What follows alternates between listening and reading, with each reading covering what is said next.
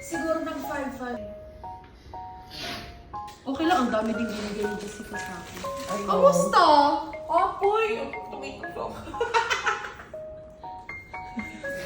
Kamusta yung Boracay experience niyo? Masaya.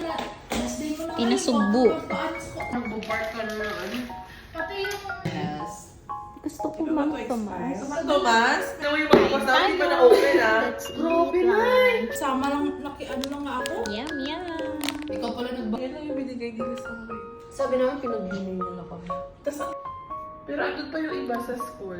Ibang ano eh, yan lang yung ano. Wala lang. Ay, dalawa pa.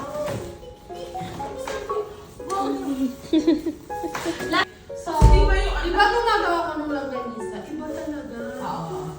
Lang dami talak mo. Iba tayo sa kabila. Doon sa kabila.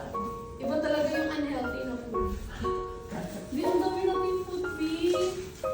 Hindi mo ko binila ng sweet ham.